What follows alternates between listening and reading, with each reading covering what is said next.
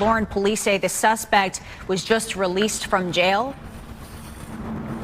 Yes, that's right, John and Christina. Police say that the family told them that the son, Alejandro Gonzalez, who's currently the suspect, was recently released from jail and living with his mother, Teresa. Court documents say that the family said Gonzalez had a mental condition and that they believed he was capable of doing this. On Friday afternoon, Glendale police says this home was the scene of an unspeakable murder. 49-year-old Teresa de Jesus Cruz Rubio, a beloved teacher at Southwest Key Programs, was found dead.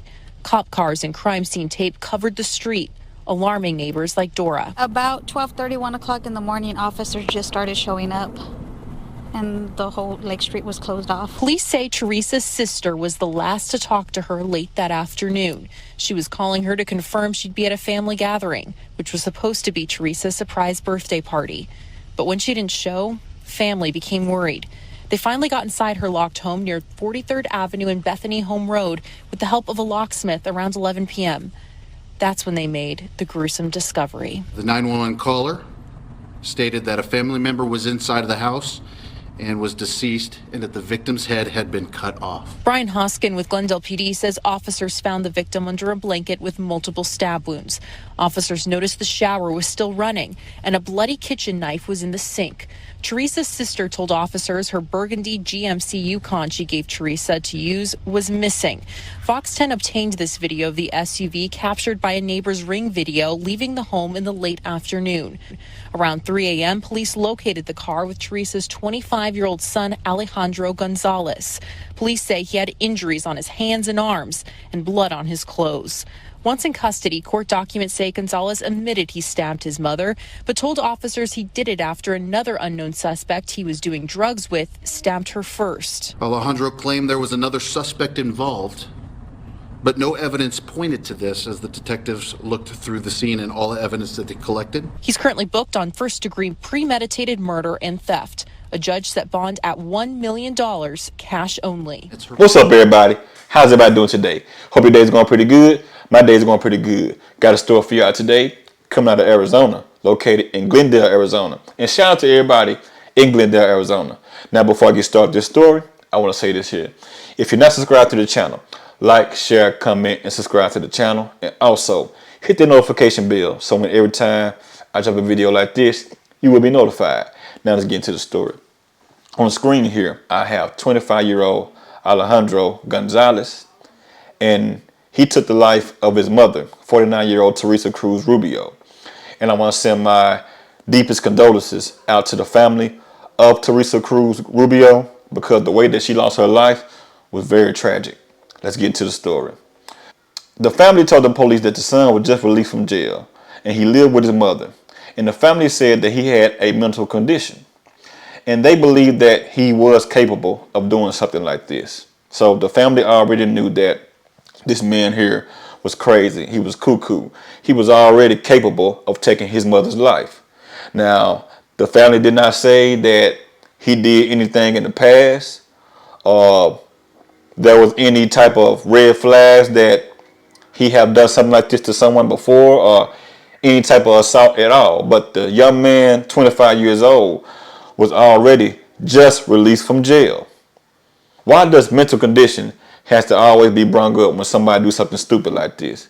I don't understand at all. Let's get into more of the story. Now, the mother was a teacher at a place called Southwest Keys. Now, this could be like a place for a rehab. It could be a rehab. It could be a school. I don't know. But I guarantee you that everybody around her that she teach had a great impact, and they will truly miss her. So the neighbors had already said that the police showed up around 12:30 or 1 o'clock. And the neighbors probably was like, what's going on? This is a quiet neighborhood. Don't much of nothing even happen around here. What is the problem? What's going on? Now, Teresa's sister was the last person that talked to her that afternoon. Now, when she talked to her sister that afternoon, she realized and she told her sister that she is going to a family gathering. Once the family realized that Teresa did not show up at the family gathering, that's when the family began to get weary. So They probably called on the phone. Teresa, what's going on? They had already planned a surprise birthday party for her. So just imagine that you have a loved one and you call them and you plan a surprise birthday party and they do not show up at all. You would get worried too. I know I would. So I understand why they got worried. So once they got worried, they showed up at her home around 11 p.m. with a locksmith. Now, once the locksmith got inside of the home, they discovered her body. Once they discovered her body under a sheet. So the son cut the mother's head off of her body. And I can only imagine how their family felt once they got inside of their home and seen exactly what was going on. They probably panicked. They probably was in a state of shock. Even the locksmith was probably in a state of shock. Like, what in the world did I just come into? What did I do? Oh my, that's if the locksmith even went inside the home.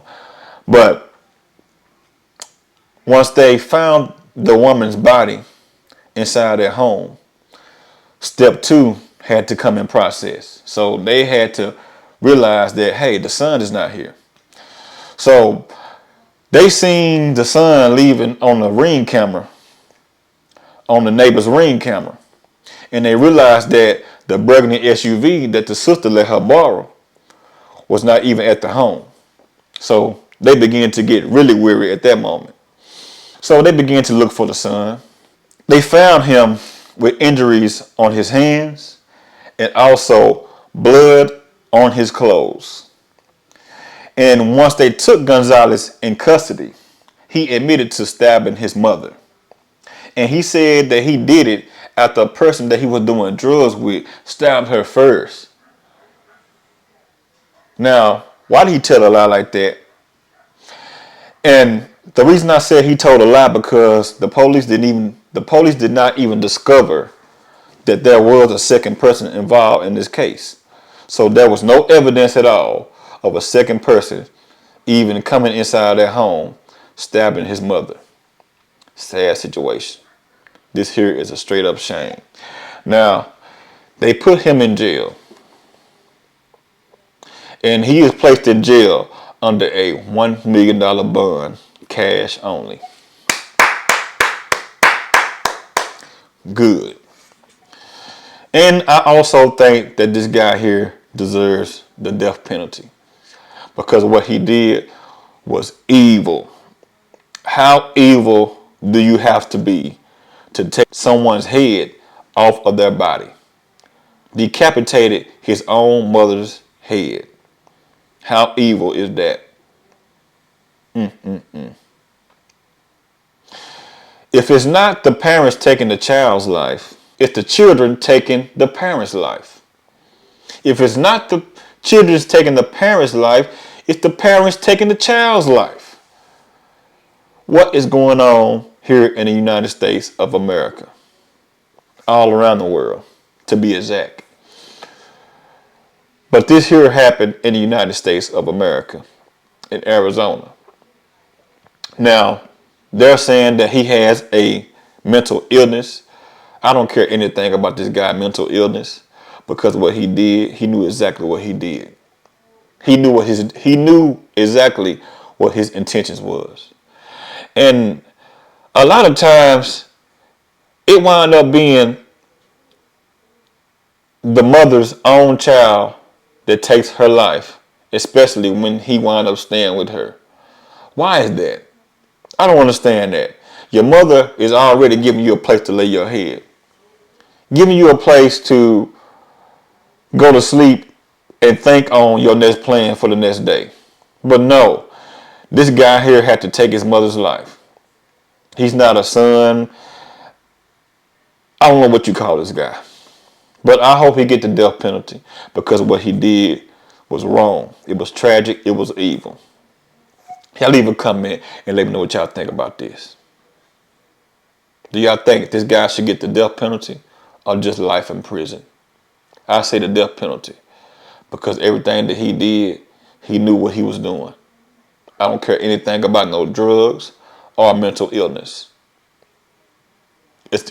And a lot of times people don't even have mental illnesses out here. They just be high on drugs. That's the only thing. Y'all have a good one and y'all have a blessed one. And leave a comment and let me know what y'all think about this story. Until I see y'all on the next video, holla at you.